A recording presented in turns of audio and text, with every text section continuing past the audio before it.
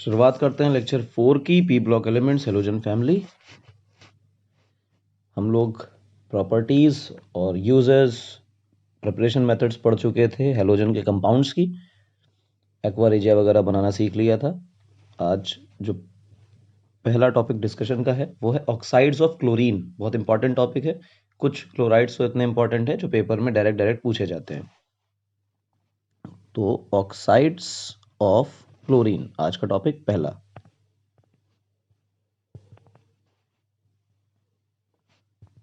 Oxides of chlorine. कौन कौन से ऑक्साइड्स हमें पढ़ने हैं, कौन कौन से होते हैं, देखिए।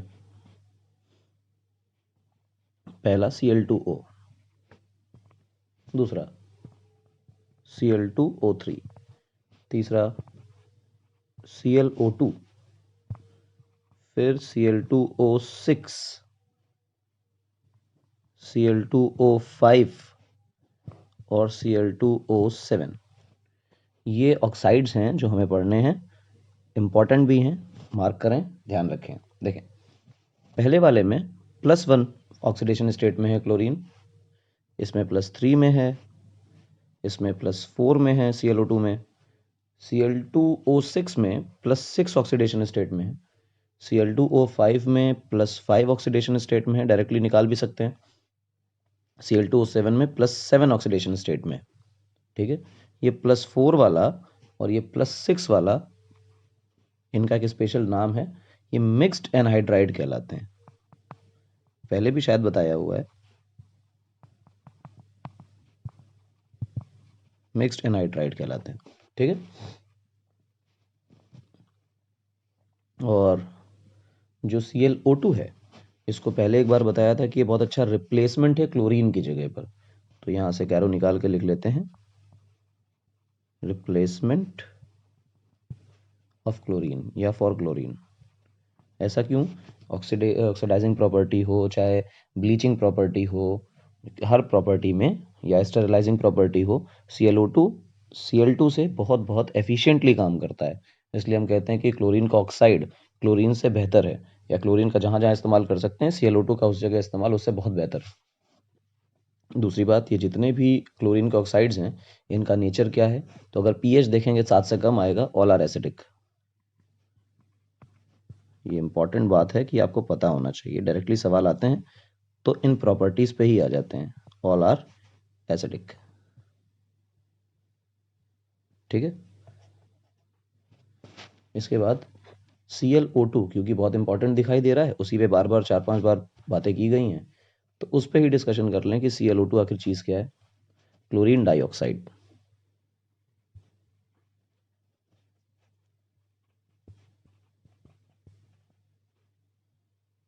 क्लोरीन डाइऑक्साइड Cl2, देखें भाई बनता कैसे है और क्या क्या इनके तरीके हैं। सबसे पहले क्या करेंगे, प्रिपरेशन देखेंगे। प्रिपरेशन के तरीके, पहली reaction,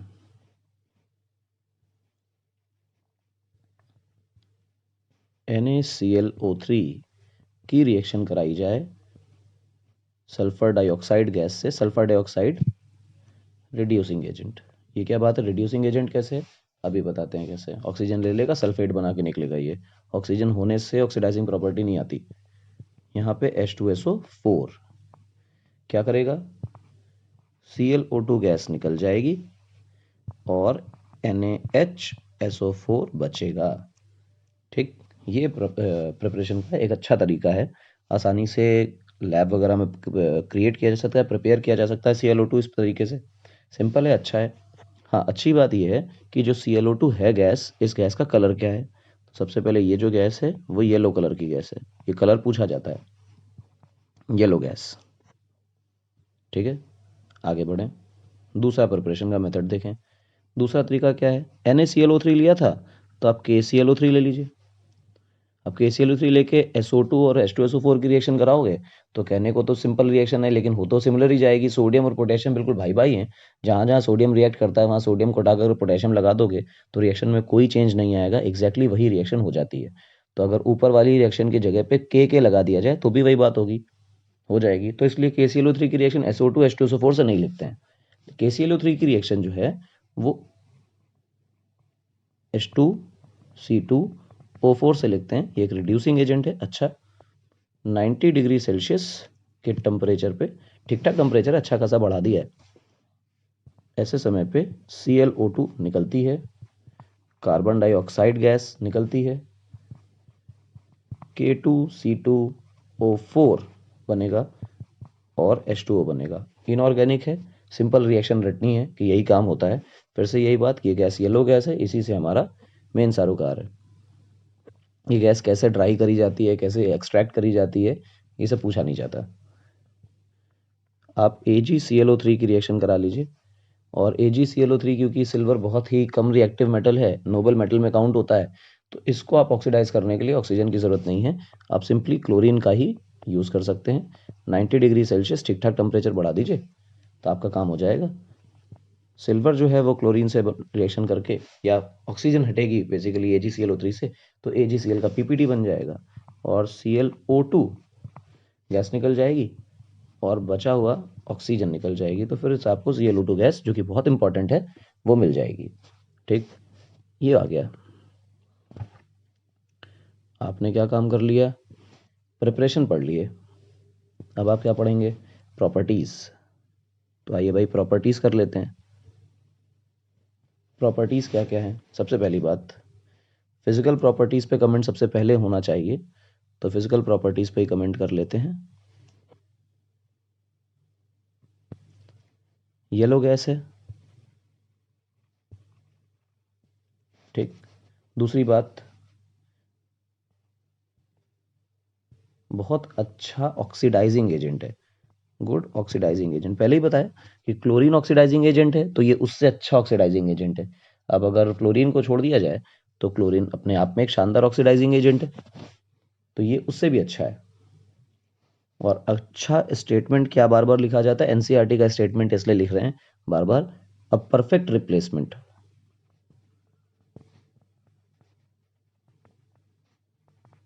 a perfect replacement for chlorine gas. ठीक। दूसरी बात, अगली प्रॉपर्टी क्या है, इट कैन स्टेरिलाइज वाटर, पानी को साफ कर सकता है, ठीक। किल्स बैक्टीरिया,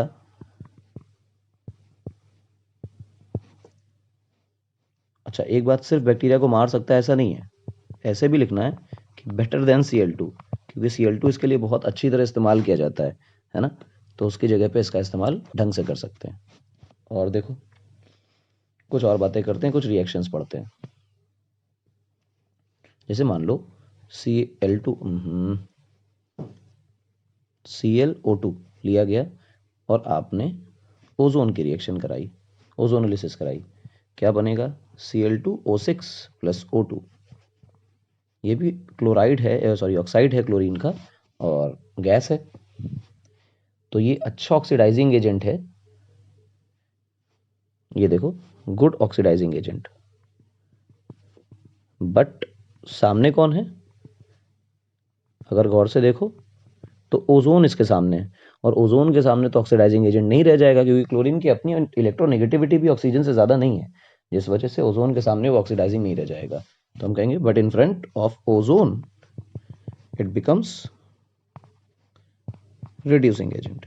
ठीक है ना, अपने आप में वो ऑक्सीडाइजिंग एजेंट ही है, पर सामने कौन है, तो रिलेटिविटी पे डिपेंड करता है। ये रिलेटिव बातें हैं कि डिपेंड करता है सामने कौन है, कि कौन सा रिएजेंट ऑक्सीडाइजिंग एजेंट की तरह काम करेगा या रिड्यूसिंग एजेंट की तरह काम करेगा।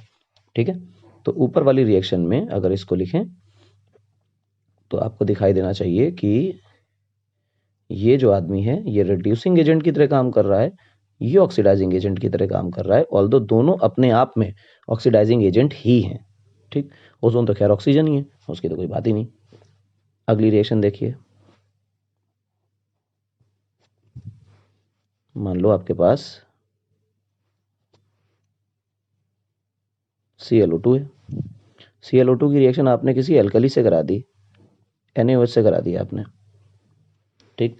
क्या बनेगा, गौर से देखो, NaClO2 plus NaClO3 plus H2O।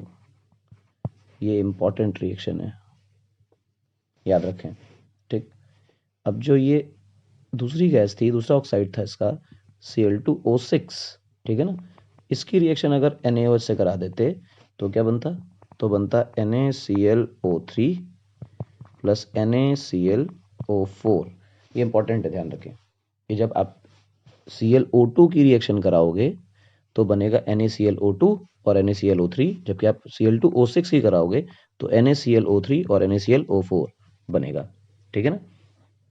ध्यान रखना है। तो +4 +6 वैलेंसी वाले ये ऑक्सीडेशन स्टेट वाले ये कंपाउंड्स बनाते हैं और दोनों ही मिक्स्ड एनाइड्राइड्स हैं, इसलिए इसकी प्रॉपर्टी में Cl2O6 की रिएक्शन कराई जाती है, ठीक है ना। अगला जो कंपाउंड है that is Cl2O, chlorine monoxide, ठीक। Cl2O, chlorine monoxide. सबसे पहली बात प्रिपरेशन की आती है, प्रिपरेशन पढ़ें। देखो भाई प्रिपरेशन क्या है, क्या रिएक्शन है। आप क्लोरीन लीजिए सिंपल गैसियस स्टेट में और आप HgO ले लीजिए। What is HgO? बेसिकली कुछ खास नहीं है, मरकरी का ऑक्साइड बना रखा है और कुछ नहीं। बस इतना ध्यान रखना है कि जो HgO हो ये फ्रेशली प्रिपेयर्ड हो, तुरंत तुरंत बनाओ, फ्रेशली प्रिपेयर्ड, ठीक। आपने अभी भी कहीं बनाया HgO और लेकर आ गए तो इससे क्या बनेगा?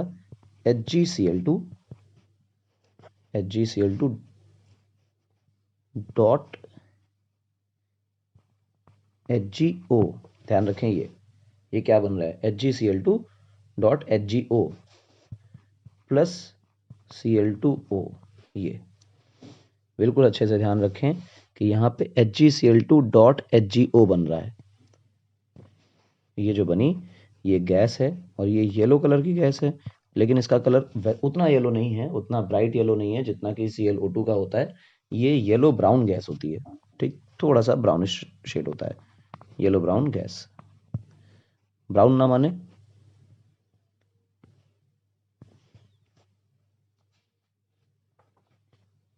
प्रॉपर्टीज पे आइए। क्या है प्रॉपर्टीज? देखो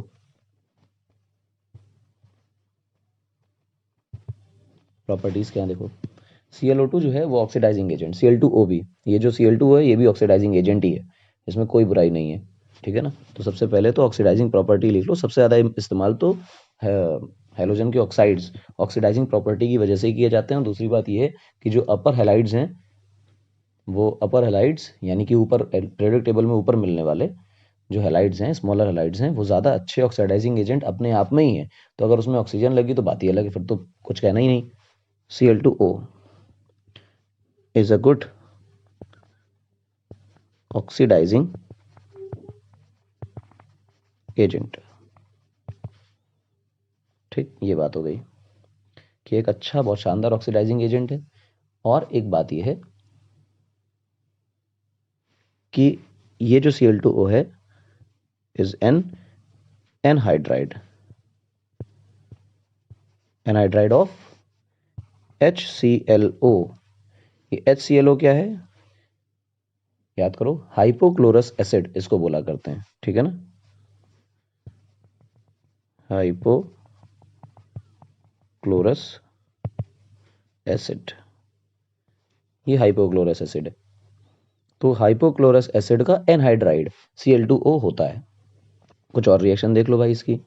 मान लो तुम्हारे पास Cl2O है और आपने इसकी रिएक्शन NaOH से करा दी।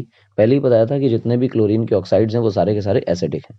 तो इसकी प्रॉपर्टी आपके दिमाग में तुरंत आ जानी चाहिए कि Cl2O एसिडिक है। हाँ अब ठीक है, ये एसिडिक है और ये जो है ये तो फिर बेस ही है। तो एसिड बेस रिएक्शन होगी, सॉल्ट प्लस वाटर बनेगा, सॉल्ट प्लस वाटर बना दीजिए। क्या बनने वाला है देखो, NaClO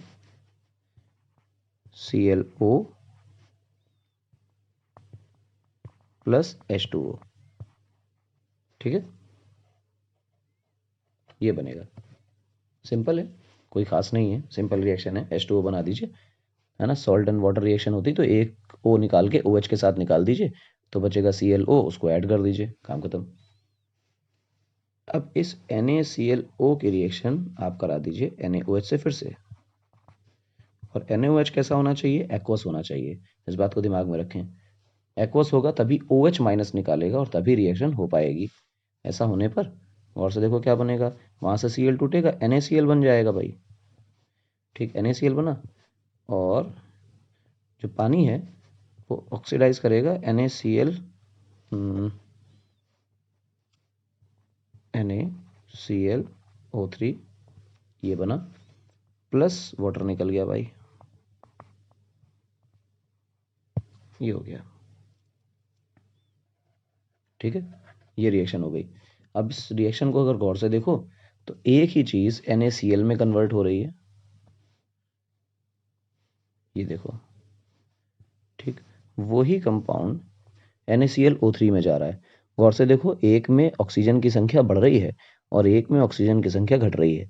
तुमको दिखाई दे रहा होगा एक ही मॉलिक्यूल ऑक्सीडाइज भी हो रहा है और रिड्यूस भी हो रहा है। तो जब भी कभी एक ही मॉलिक्यूल एक ही रिएक्शन में ऑक्सीडाइज भी हो और सिमिलर मॉलिक्यूल रिड्यूस भी हो तो हम लोग बोलते हैं डिसप्रपोर्शनेशन रिएक्शन है।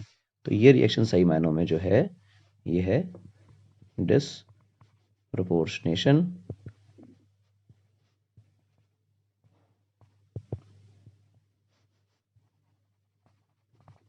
रिएक्शन। ठीक है, ये डिसप्रपोर्शनेशन रिएक्शन है। खैर कोई बात नहीं, आगे बढ़ते हैं, अगली रिएक्शन देखते हैं। अगली रिएक्शन को अगर देखें तो अमोनिया से रिएक्शन करा दो। अमोनिया अपने आप में बेसिक है तो बेस से रिएक्शन तो हो ही जाएगी, तो Cl2O की रिएक्शन करा दीजिए। अब ध्यान दें कि अमोनिया बेसिक है, ठीक है, लेकिन जब तक H प्लस आयन ना निकले तब तक एसिड बेस यानी न्यूट्रलाइजेशन रिएक्शन नहीं होती। और अगर ऐसा है तो सवाल आता है कि क्या अमोनिया को वाटर में डिसॉल्व करके रिएक्शन कराई जा रही है या अमोनिया की गैसियस फेज में कराई जा रही। तो अगर अमोनिया की गैसियस फेज में रिएक्शन कराई जा रही है तो उसका बेसिक नेचर इतना ज़्यादा आगे नहीं आएगा और ये ऑक्सीडाइजिंग एजेंट की तरह काम करेगा, और ऑक्सीडाइजिंग प्रॉपर्टी काम करने वाली है। NH4Cl बड़े आसानी से बन जाएगा, H2O निकल जाएगा, पर ये परफेक्टली न्यूट्रलाइजेशन रिएक्शन नहीं है, नाइट्रोजन गैस यहाँ से निकलती है। तो कई बार ऐसा पूछा जाता है कि क्या क्लोरीन के ऑक्साइड से नाइट्रोजन बनाई जा सकती है। बिल्कुल बनाई जा सकती है, एक अच्छा क्लासिक एग्जांपल है नाइट्रोजन बनाने का। हालांकि नाइट्रोजन सस्ती पड़ती है और ये ClO2 महंगी गैस है, खैर कोई बात नहीं। हेलोजन के एसिड्स की चर्चा करें, ऑक्साइड्स हो गए जो इंपॉर्टेंट ऑक्साइड थे करा दिए, उसके आगे की जरूरत नहीं है। हेलोजन के एसिड्स तो HCl HBr वगैरह हम पहले ही कर चुके हैं, वो एसिड्स तो हम पहले ही कर चुके हैं। ऑक्सी एसिड्स करते हैं, ठीक, तो लिखें ऑक्सी एसिड्स ऑफ हेलोजन। देखो भाई, ऑक्सी एसिड्स क्या हैं, वो एसिड हेलोजन के जिसमें ऑक्सीजन हो। तो कितनी तरीके के हैं वो समझो, ये इतने तरीके के हैं, देखना। हाइड्रोजन को हेलोजन लिख दिया, HOX सबसे पहला टाइप, ठीक, एक मिनट, हाँ अब सही है, HOX सबसे पहला एग्जाम्पल है। फिर HXO2 दूसरा एग्जाम्पल है। थोड़ा सा पेन में प्रॉब्लम हुआ,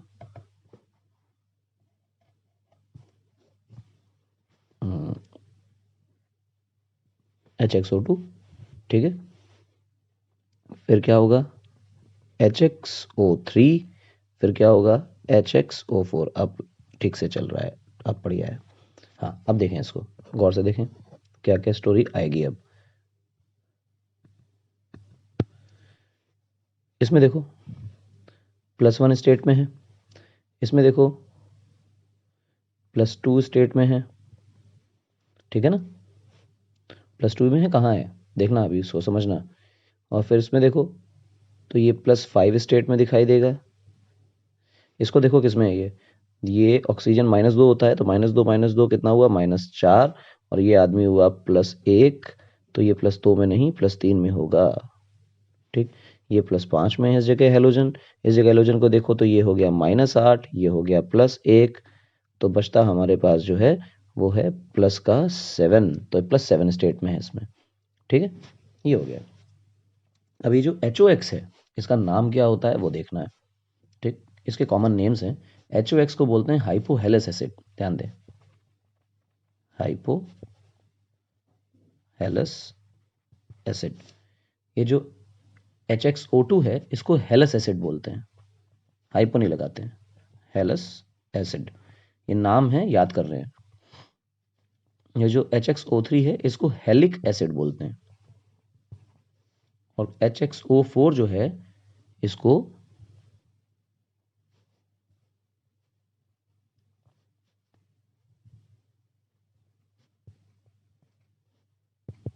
पिहोलिक एसिड बोलते हैं, ध्यान रखें। अब इसमें क्लोरीन के, फ्लोरीन के, ब्रोमीन के, आयोडीन के कौन कौन से एसिड्स होते हैं, किसके किसके कौन कौन से फॉर्म के एसिड मिलते हैं, किसके किसके नहीं मिलते हैं, वो भी देख लेते हैं। एक चार्ट बना लेते हैं इसका। तो प्रॉपर पहले चार्ट बनाते हैं, फिर आगे बढ़ते हैं। तो हम लिखें HOX, ठीक है, फिर HXO2,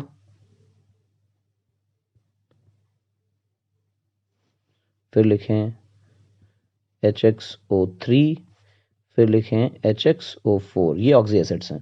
ठीक, इसमें फ्लोरीन के हो सकते हैं, क्लोरीन के हो सकते हैं, ब्रोमीन के हो सकते हैं, और आयोडीन के हो सकते हैं। इन सब में कौन कौन से पाए जाते हैं, कौन कौन से नहीं पाए जाते हैं, यही अपने को करना है। देखें, पहला वाला जो हाइपोहेलस एसिड है, वो तो सबका पाया जाएगा और पाया जाता है। ठीक, ये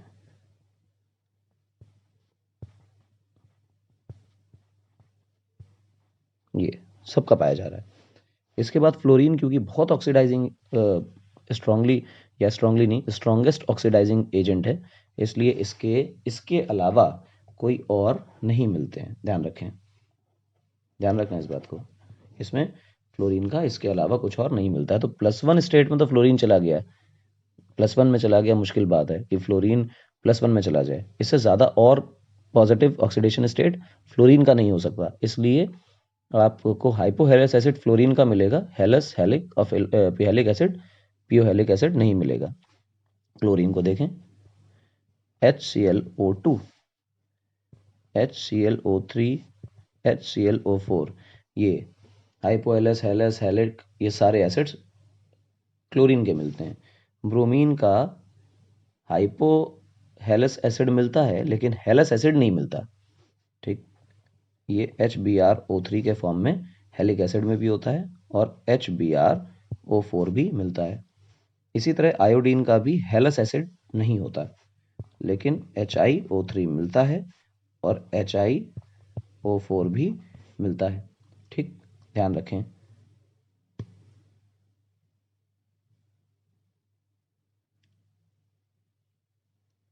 इसको आयोडिक एसिड बोला जाता है, इसका नाम इंपॉर्टेंट है, आयोडिक एसिड, ध्यान रखें इसको। तो ये कुछ नाम हैं जो बहुत इंपॉर्टेंट हैं, इसको देख लीजिए, चार्ट को याद कर लीजिए, कौन कौन से मिलते हैं, कौन कौन से नहीं मिलते हैं। खैर, कुछ के इलेक्ट्रॉन डॉट स्ट्रक्चर भी कर लिए जाएं, लग जाए तो, जैसे HClO, इसका इलेक्ट्रॉन डॉट स्ट्रक्चर बनाएं, HClO2 का बनाएं। चलो भाई बनाते हैं, आओ मिलके बनाते हैं। ठीक है, इलेक्ट्रॉन डॉट स्ट्रक्चर मतलब लुईस स्ट्रक्चर बेसिकली बनाना है। ये तो 1 2 3 4 5 6, 3 लोन पेयर हो गए, ये हो गया। इसके अलावा क्लोरीन डबल बॉन्ड, ये फिर ऑक्सीजन के साथ सिंगल बॉन्ड, यहाँ हाइड्रोजन, सिंपल है, ये स्ट्रक्चर आसानी से खुद भी बन सकते हैं। 3 बॉन्ड बना चुका है ये। इसके अलावा और कोई एग्जांपल, 2 और कर लेते हैं, स्ट्रक्चर बना लेते हैं, जैसे HClO3 का बना लेते हैं और HClO4 का बना लेते हैं। अब ये बनाने के बाद 4 बना लिए, तो 4 ही तो हैं। इसके अलावा चाहे ब्रोमीन का बनाओ, चाहे आयोडीन का बनाओ, चाहे फ्लोरीन का बनाओ, जो भी पॉसिबल स्ट्रक्चर्स हैं, जो भी पॉसिबल कंपाउंड्स हैं, उनके स्ट्रक्चर तो सिमिलर ही रहने वाले हैं, तो कुछ और करने की जरूरत नहीं है, चारों ही कर लेते हैं। क्लोरीन के टर्म में इसलिए कर लिए क्योंकि क्लोरीन के चारों पाए जाते हैं। तो ये क्लोरीन हो गया, डबल बॉन्ड ऑक्सीजन हो गया, डबल बॉन्ड ऑक्सीजन, यहाँ पे सिंगल बॉन्ड ऑक्सीजन, और फिर ये हाइड्रोजन, ये स्ट्रक्चर होता है। और एक यहाँ पे लोन पेयर लगा हुआ है। HClO4 बनाइए आप, क्लोरीन, डबल बॉन्ड, नीचे भी डबल बॉन्ड, और ऑक्सीजन एक और डबल बॉन्ड, उसके बाद एक सिंगल बॉन्ड ऑक्सीजन, और इसके साथ हाइड्रोजन। ये स्ट्रक्चर है HClO4 का, और ये स्ट्रक्चर आपको याद भी रखने हैं, ये इंपॉर्टेंट है स्ट्रक्चर याद रखना, ठीक है ना। अच्छा, कुछ छोटी छोटी बातें जो आपको रिकॉल रखनी है ऑक्सी एसिड्स के बारे में, क्या है वो सुने। In general oxy acids of chlorine, ध्यान रखें, इन जनरल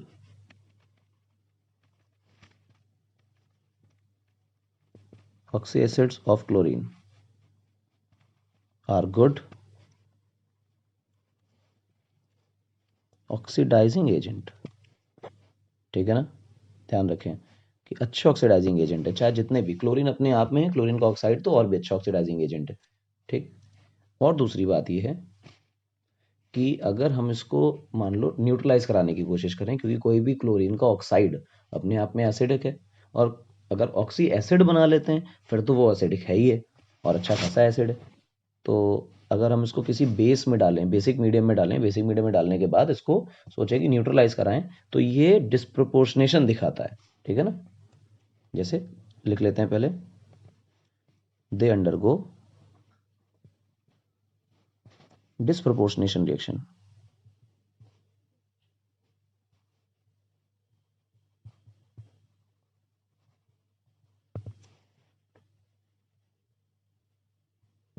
डिस्प्रोपोर्शनेशन क्या होती है कि एक ही मॉलिक्यूल एक रिएक्शन में ऑक्सीडाइज हो जाए, सिमिलर मॉलिक्यूल रिड्यूस हो जाए, ठीक।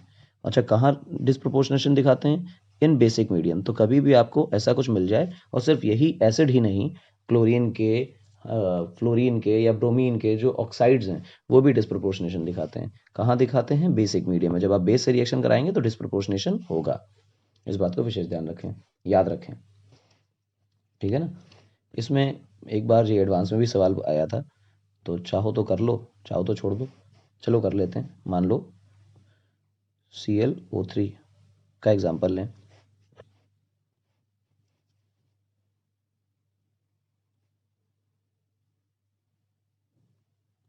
ठीक, ClO3 माइनस, इसको आपने बेसिक मीडियम में रखा। बेसिक मीडियम में रखने का मतलब OH माइनस रख रहे हैं, ठीक है। OH माइनस रखने का मतलब ये हुआ कि आपने ये कर लिया, और उसके बाद जो टेम्परेचर है उसको बहुत इंक्रीज कर दिया है। टेम्परेचर बहुत इंक्रीज कर दिया, टेम्परेचर इंक्रीज करने पर क्या होगा, क्लोराइड का माइनस आयन बनेगा, फिर ClO4 माइनस आयन बनेगा,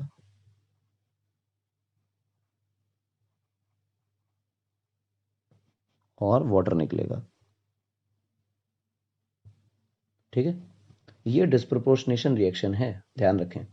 और फिर एक रिएक्शन ClO की कर लीजिए, ClO माइनस की, डिस्प्रोपोर्शनेशन करिए बेसिक मीडियम में, टेम्परेचर आप थोड़ा बहुत रख भी दीजिए, उतना नहीं जितना ऊपर था, उससे कमी सही, लेकिन फिर भी टेम्परेचर तो देना ही पड़ेगा। Cl minus, ClO3 minus, plus H2O। गौर से देखें यहाँ पर हो क्या रहा है, Cl माइनस, ठीक से लिख दें, ये Cl माइनस है, ठीक। अब देखो गौर से, ये भी एक रिएक्शन है और ये भी एक रिएक्शन है। इस रिएक्शन में पूछा गया था कि कौन सी काइनेटिकली स्लो है और कौन सी रिएक्शन फास्ट है। तो ClO3 माइनस का जो डिस्प्रोपोर्शनेशन है वो काइनेटिकली स्लो है, और ClO माइनस का जो डिस्प्रोपोर्शनेशन है वो काइनेटिकली काफ़ी फास्ट है। देख लेते हैं, लिख लेते हैं इस फैक्ट को, ये क्वेश्चन की तरह याद रखें, हो सकता है पूछा जाए। तो हम लिख लेते हैं, डिस्प्रोपोर्शनेशन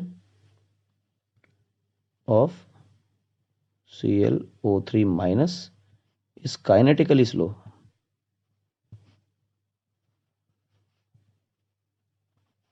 ठीक। जबकि ClO माइनस का जो डिस्प्रोपोर्शनेशन है वो काइनेटिकली स्लो नहीं होता है, ठीक है। तो ये हो गए ऑक्सी एसिड्स ऑफ हेलोजेंस और उनकी कुछ प्रॉपर्टीज, उनके स्ट्रक्चर्स, और एक तो छोटा सा आईटी में पूछा गया सवाल, ये भी हो गया। एक और काम कर लेते हैं, स्ट्रेंथ ऑफ एसिड पे कमेंट कर लेते हैं, जो भी ऑक्सी एसिड्स हैं हेलोजेंस के, उन पे कमेंट कर लेते हैं, ठीक है ना। तो HClO4, HClO3, HClO2 और HClO कौन ज़्यादा स्ट्रांग है, कौन ज़्यादा वीक है, अगर इसकी चर्चा करें तो तुरंत दिमाग में आना चाहिए कि पढ़ाते वक्त तो सही सीक्वेंस लिखा जाता है, ये decreasing order of acidic strength.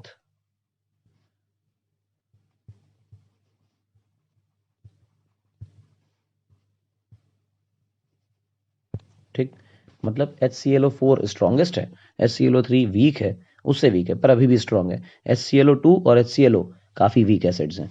तो अगर इन जनरल अगर इसमें कोई ट्रेंडिंग लिखनी हो तो दिमाग में आना चाहिए कि these two acids, first two acids are strong acids while the other two acids are weak acids।